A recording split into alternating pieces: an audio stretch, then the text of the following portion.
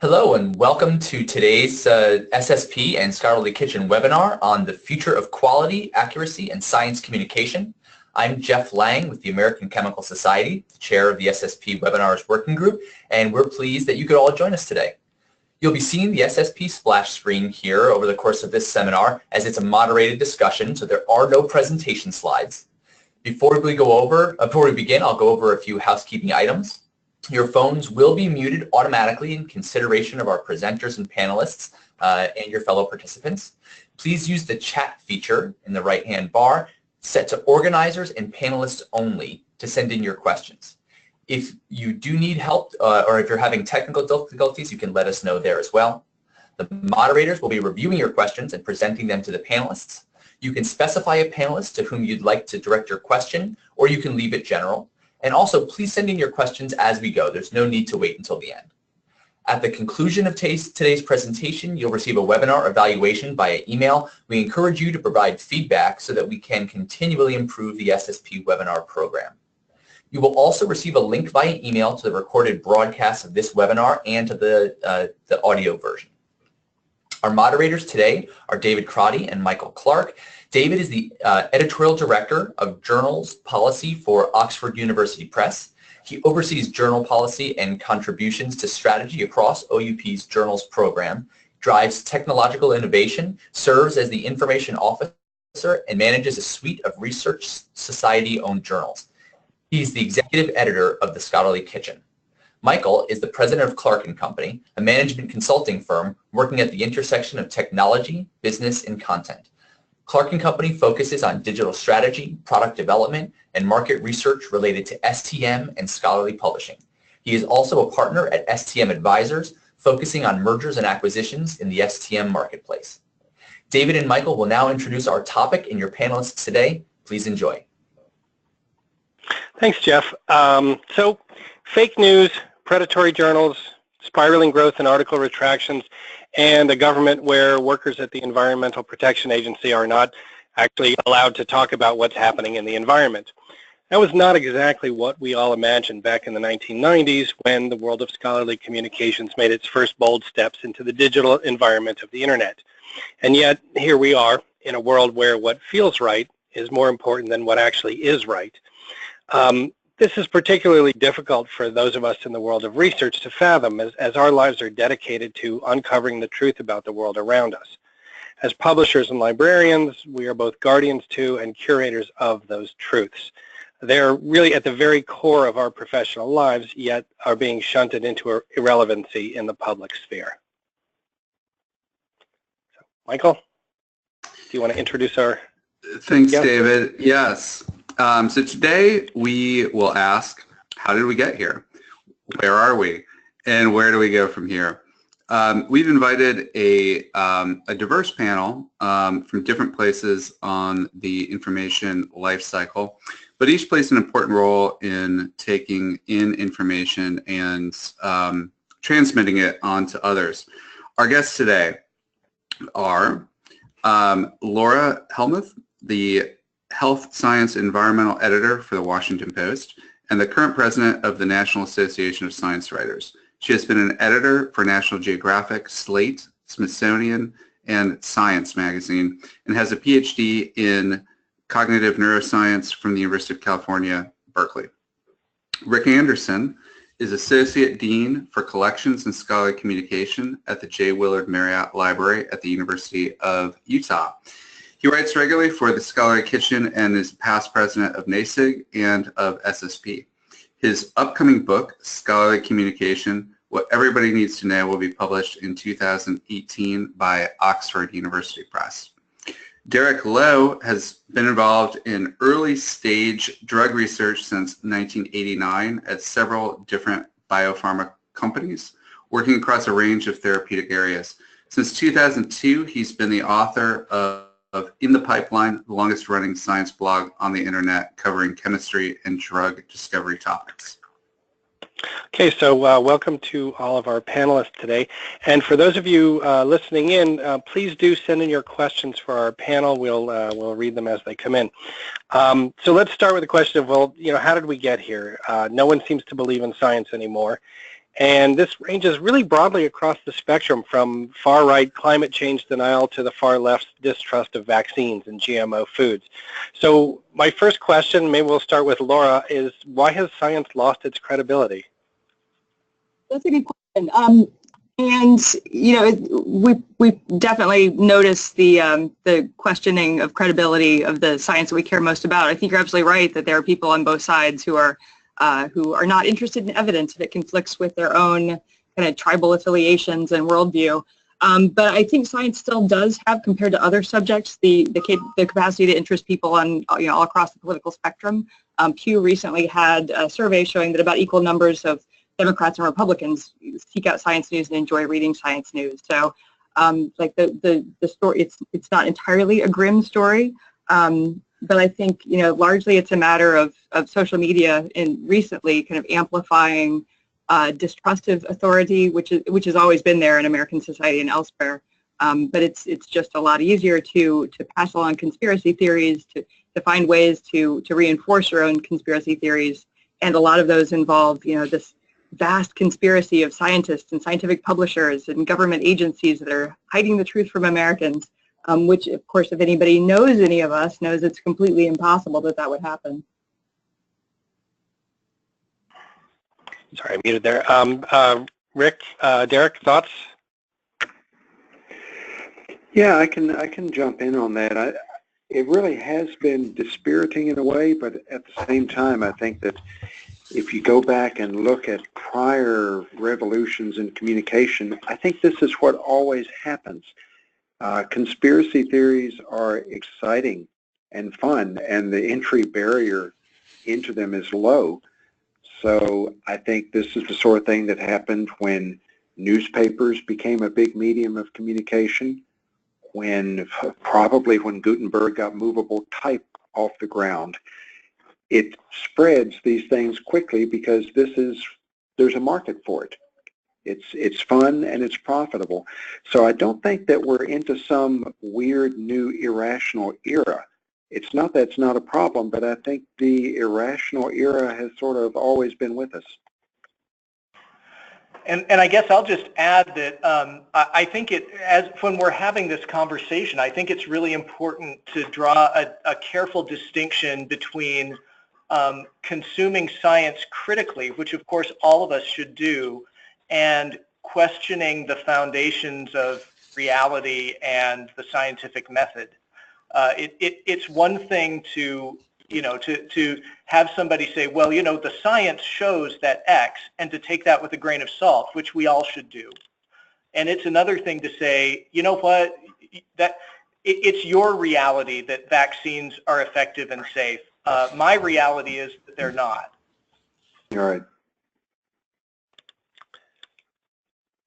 Michael, you have the next question? I do. Actually, I also have a just sort of follow-up to the first question, which is for all of you, although I'd especially love to hear Laura opine on this topic. To what extent do you think the media's coverage of science hurts, I mean, not all media, of course, but to some extent the challenges with credibility of science? We hear screaming from the headlines, especially around areas like nutrition, where 1 week red wine is gonna help you live longer, and the next week you should avoid red wine, and so on and so forth. So and of course a lot of this is just part of the scientific process, and it's reporting one study, and you have to look at a constellation of studies across across a given field to start to begin to really come to consensus around something. But the public that might not be tracking a given field closely will just see conflicting headlines and perhaps throw up their hands and say, well, should I believe any of this? To what extent do you think that's a phenomena? Yeah, this is Laura. I agree. I think it's been a big problem, and I think you're right that people do throw up their hands. And one of the issues is, it's very specific to nutrition research, because that's what people care most about is, what should I eat and what will it do for me? So there has been, just in the past few years, an evolution in sort of the best standard practices among science and health reporters to not report the results of the latest study and to always put things in context. In a way, it's like how climate reporters and science reporters have gotten away from the false balance of having climate skeptics involved, or earlier than that, having vaccine skeptics. I mean, we've gotten to the point where you would never, in a responsible media organization, have a climate skeptic or a vaccine skeptic, and we're starting to get that you would never do a single study saying that blueberries will make you live to 100, just because we've been burned so many times. But of course, that doesn't speak for all media, and there's still a lot of outlets that will amp up single studies that either aren't aware or don't care that single studies don't hold up, and they should be judged against a background of huge long-term studies of nutrition. And there are strong motivations for doing that, which is that people love to read about things they can do that are easy that will make them healthier. So. For instance, if I published a story tomorrow saying red wine will make you, is better for your heart, or it does whatever good thing for you, makes you attractive, makes you funny, some of those things might not be completely wrong. But if like that would just be the most popular story of the day at the Washington Post. But if we published, which we do repeatedly, stories saying, look, alcohol causes cancer, the data are overwhelming, here's another study, it fits into all this. Nobody wants to read that. So that's part of what's pushing some of the less responsible publishers into hyping things that shouldn't be hyped. Thank you. And sort of another aspect to hyping, of course, is social media, and so much information delivery these days comes from social media and search engines, which are all essentially driven to maximize revenues from advertising. To what extent does this distort things and make it harder for truth to be recognized? What do people view in terms of regulation as a potential answer for the misinformation and outright propaganda spreading through social media platforms? Yeah, that's a very tricky topic, because you end up in the quis custodiet ipsos custodes, who will watch these Watchmen problem. And I think there may be some ways to do that very gently, but I think it's more incumbent on the platforms themselves, say Twitter to use an example, to try to root out bad actors on their own. Unfortunately, and I may get in trouble for saying this, unfortunately, I don't see that Twitter, for example, just to pick on them again, seems very motivated to do that. If you were to remove all the bots and all the semi-automated accounts out there pushing propaganda or viewpoints one way or another, for pay, I think Twitter's apparent user base would drop substantially. So this is a problem. It's kind of what Laura mentioned, that if you write about how great red wine is, it's the most shared story from a newspaper on the day. There's a moral hazard involved in letting things like this run wild, or letting feel-good stories or infuriating stories that also get clicks run wild when it's in your financial interest to do so, and that's a tough problem. So, with that in mind, if the Washington Post does run something that is harmful to the public, they are held accountable for it, because they are seen as a publisher, as a media company, where the social media platforms right now claim to be just neutral platforms. We have no control over everything. We're just a place where other things happen. So is that a potential answer? Should we be considering Twitter, Facebook, Google even as broadcasters, as publishers? Is that the direction to go in? Well, this is Rick. I think there's a maybe even a bigger question than that, though I think that's a really important question. But I think that one of the reasons that the Constitution puts such heavy limits on the government's ability to regulate speech is because the government has so much power. In the past, we haven't really thought about media outlets. We haven't really thought about media outlets regulating speech because every media outlet has had so much competition that seems unnecessary. If the Washington Post runs a story, that red wine is going to make you live to 120, there's a real incentive in the marketplace for the New York Times to debunk that story. But the problem with a platform like Twitter is that it is decreasingly obvious that it has any real competition. Mm-hmm. It's to see what platform really competes with Twitter as a platform for broadband communication to the world. And to the degree that that continues to be the case, I think it changes the question about how should we think about regulation. And I'm not saying, let's go out and put heavy government regulation on Twitter. I'm just saying that the dynamics of the communication, the dynamics of the public space have changed and continue to change in pretty radical ways. Right. Yeah, Derek here. That's a good point. And the problem with platforms like Twitter and Facebook is that it's a little bit like, if you consider the analogy to investing, a media company like the Washington Post would be like someone who is stepping into the stock market and doing investing on their own behalf. It's in their best interest to put out things that will be interesting to people, but also not get them slapped down or ruin their reputation. Whereas a Twitter or a Facebook is more like the stock exchange itself. As long as there's a tremendous volume of stuff moving across, they're happy. It doesn't matter if the volume of stuff is useful. It doesn't matter if it's true. As long as there's enough flow, enough eyeballs, enough clicks, it's all good. And that is a different situation to be in. I'd really like to hear Laurel. Okay.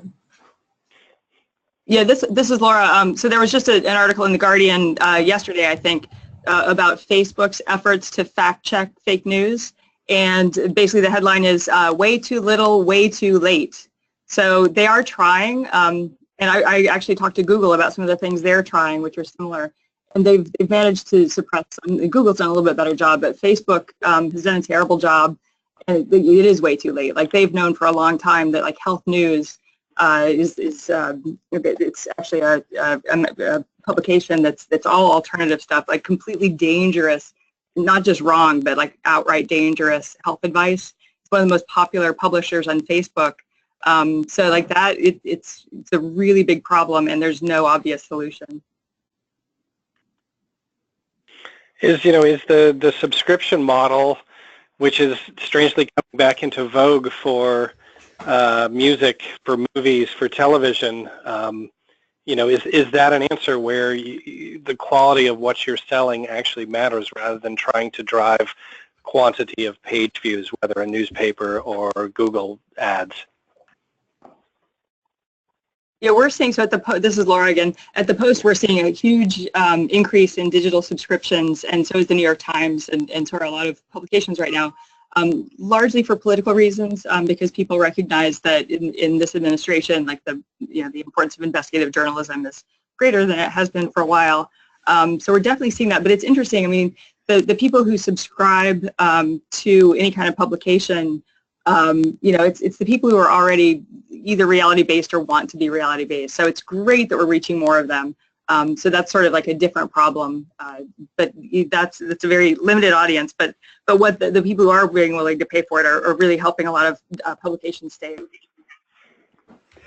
Yeah, Derek here. I wonder if there's room for a subscription-based model in, say, science, medicine, and health news.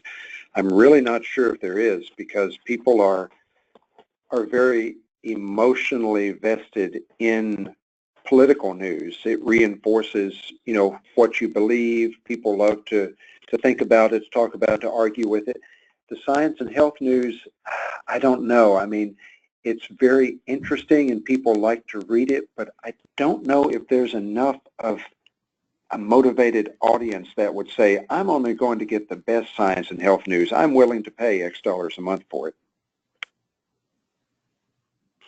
Right. So, with that environment defined, how do you know which sources to trust? I mean, what sort of vetting do you do on the pieces of information that you're taking in and bringing along to others? And maybe let's start with Derek as someone, I think you bring an interesting perspective as someone who both, blogs for AAAS in a pretty widely read blog, but also as someone who works in industry, industrial, research, where you can't mess around a lot. You have to really vet which projects you're going to go after. So, your thoughts on your filtering mechanisms and how you know what to trust?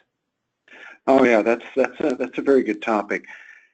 Industrially, I do early stage drug research for a living, and there are a lot of very interesting papers that don't reproduce. It's just a fact of life.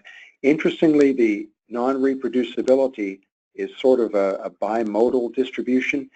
You have, excuse me, a lot of, frankly, junk journals at the very low end of the scale, the predatory ones and the like. No one looks at them. No one particularly trusts what's in them. And I suspect a lot of the stuff down there is not very reproducible. In the middle of the scale, things actually are much more solid. At the very high end of the scale, the very high profile scientific journals, you start to run into reproducibility problems again, because I think in many cases people have rushed these publications out in order to get a big publication, to help get their grant renewed, to make their application for tenure look better, etc. There's too much pressure to get these big splashy publications, and many of them are a little bit underbaked. In the middle is where things are most reliable, for the same reason that nobody counterfeits a $10 bill. It's a perfectly good bill. I wouldn't mind if someone gave me a handful of $10 bills every day, but it's not worth going to the trouble to fake one. At any rate, when we're trying to evaluate journal quality, publication quality, a lot of it does depend on track record. If we see a very interesting paper come out, we think, all right, do we know these people? Have things from this laboratory or this small company reproduced in the past? What can we do to check it? Because we don't take anyone's word for anything when you get down to it. It's kind of like the Royal Society's motto of nullius in verba. We check. We're willing to spend the time and the money to go reproduce these things. We will make the compounds. We will grow the cell lines. We will run the assays, because you never know. There are a lot of variables in this business. So it's a little bit different from consuming news, because we're willing to spend the time, effort, and money to check the real results themselves.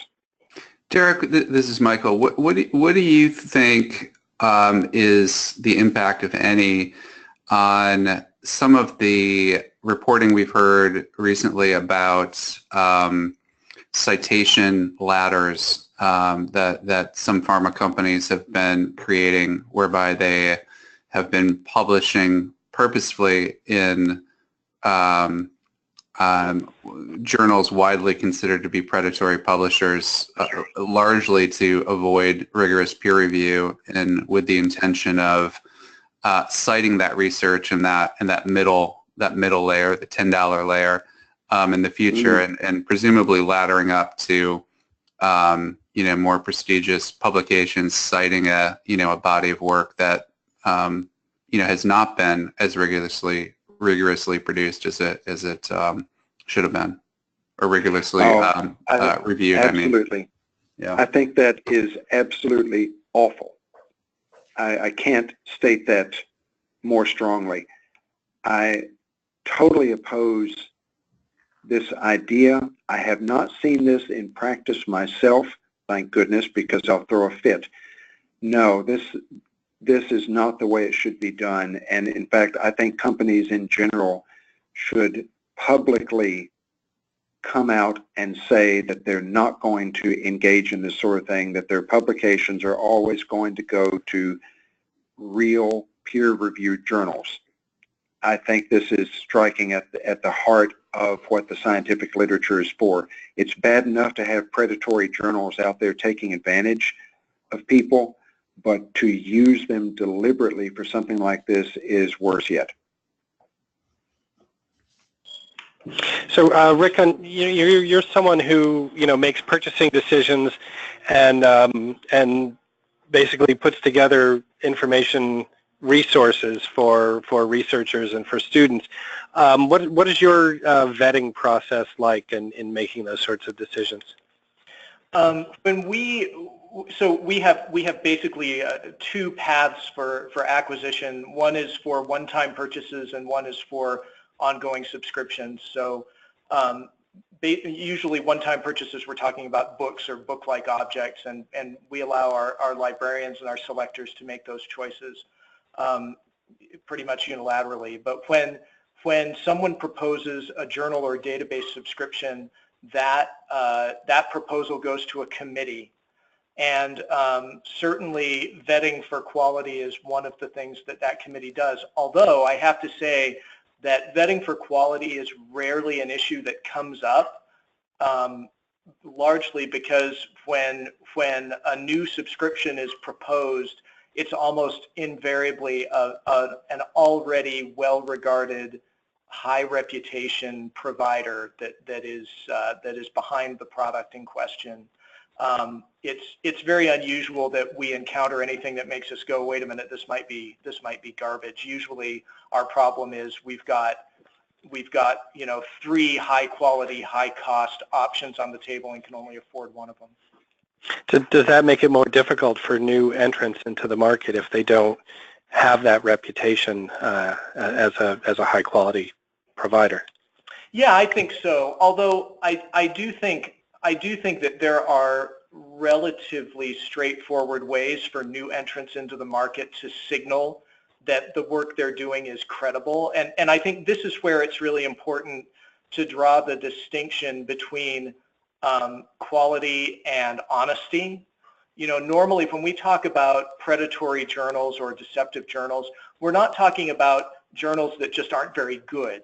We're talking about journals that are actively lying about the publishing services that they provide. And those are two very different criteria that often conflated in the conversation around predatory publishing. That's a very good point to make. This is Derek. I'm glad you mentioned that. It's a difference of kind, not of degree. Exactly. We're not talking, when we talk about ridding the market of predatory journals, we're not talking about ridding the market of low quality journals. We're talking about ridding the market of people who are actively lying and stealing money from other actors in the marketplace. So Laura, how do you know what to believe? I have reporters for that, and they're supposed to ask lots of pesky questions. When it comes to how to judge journals and particular articles, we're getting away a bit, as I mentioned, from covering single studies, especially those that are part of a much larger, broader field. But we still cover discovery stories, standalone pieces that say something new that isn't just a minor advance and isn't an animal model for human disease, that sort of thing. And we often see what's in Science, Nature, PNAS, some of the top journals, or the most famous journals or most journalist-friendly journals. But we really rely on public information officers from the societies. I think some of the people on the call today are from American Psychological Association, from Optical Society, from Clinical Oncology. So all of, whenever we get a press release that really highlights an important paper coming out, either directly sent to us or filed through Eureka Alert.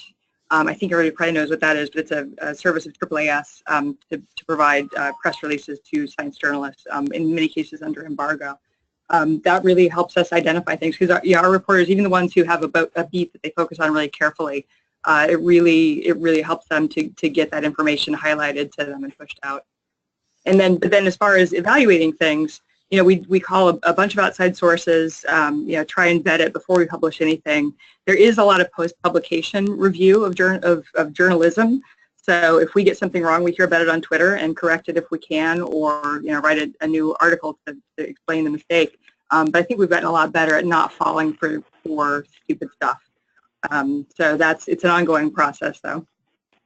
So a question from the audience here, wondering where metrics companies like Altmetrics, for example, factor into this discussion. She asked, is there a future state where we look to them to weight media coverage by reputable sources or use sentiment analysis to analyze press coverage, or is it unwise to wait until this post-publication usage of articles regulate this? Is everyone on the call familiar with Altmetrics, this idea of attention metrics, of measuring the attention paid to a given piece of scholarly research? Is there value in that in credibility, or is that a signal of something that you should pay attention to? Any takers?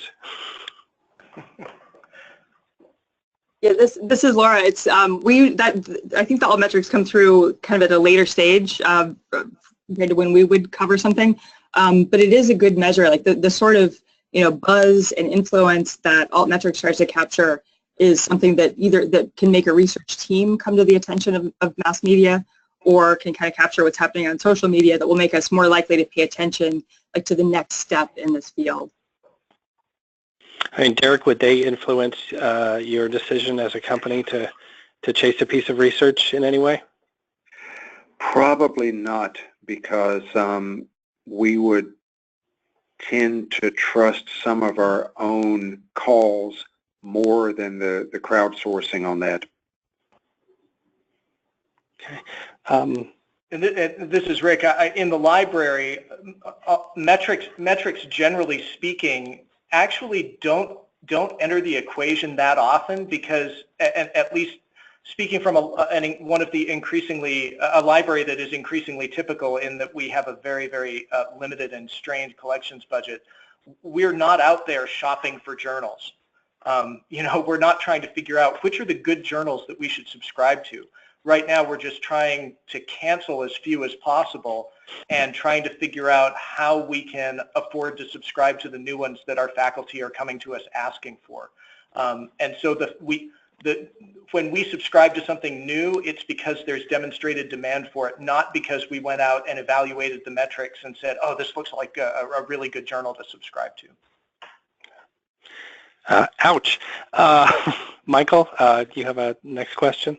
I actually want to get back to a point that you raised, David, as well as tie that to a point that Derek made, which is talking a little bit about advertising. And Derek, you had pointed out that at least for science news, the challenges with a subscription model for that, and how so much of it is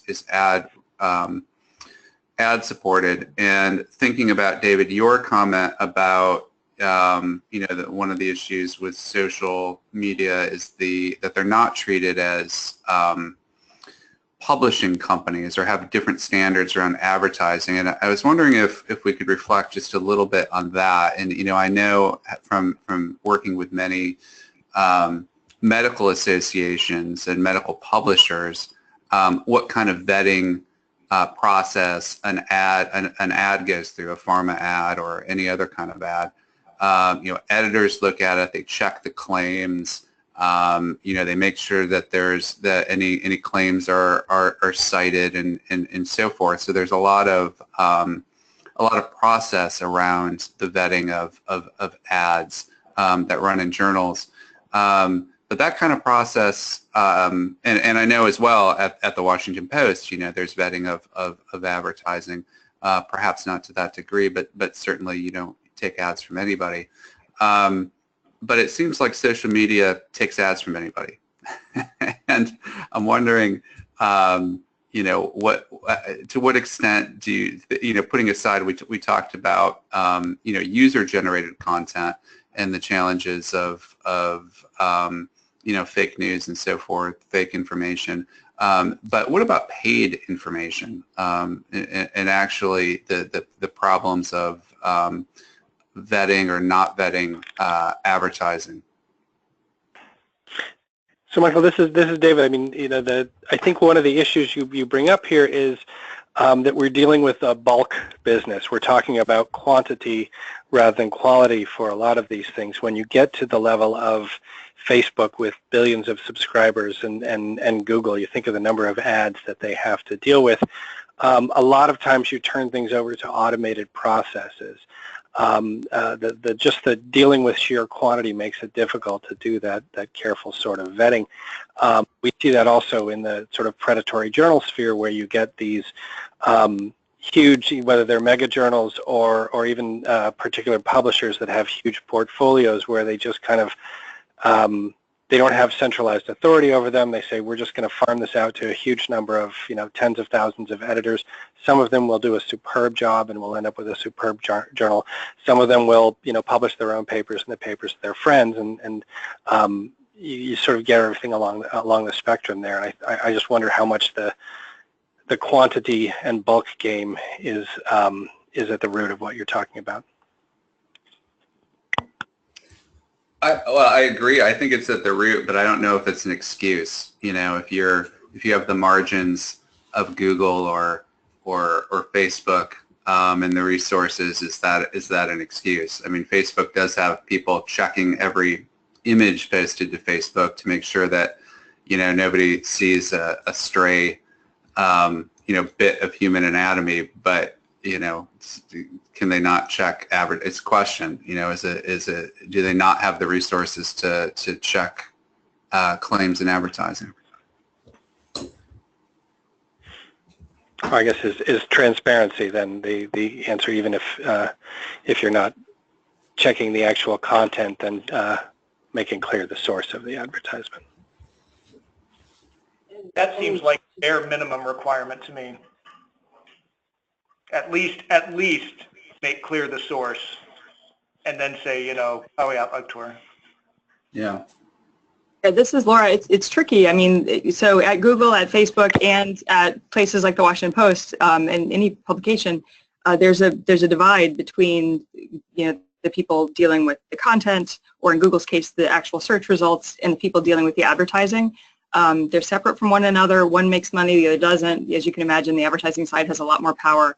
They have zero motivation to check the factual nature of anything they publish. So I think this is kind of a problem that is so far beyond the realm of what people who care about the truth can do anything about, historically and increasingly.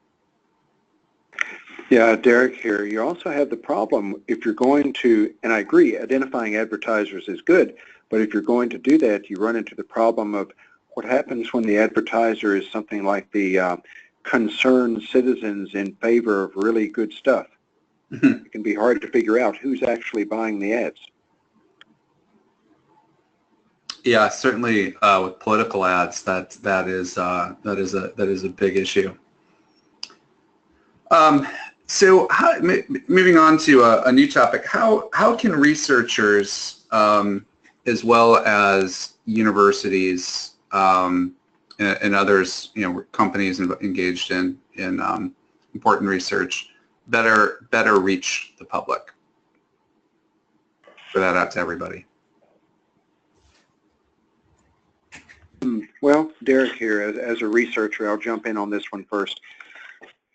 To a first approximation, I can't say much about this because I'm a researcher, but I'm a researcher in industry. Therefore, I am not talking about anything that I'm doing until it's all finished and we're ready to talk about it. But in general, I think that researchers in general do a poor job of communicating their results in the same way that a lot of scientific researchers do a poor job as administrators and managers, even though they often get pushed into that. It's not what they necessarily do. It may not be even what got them to that position. Being a terrible communicator in science is definitely a handicap. Being a good communicator is an advantage, but being a really good scientist and identifying hard problems and neat ways to fix them is an even better advantage, and that doesn't have as much to do with communication as you'd like.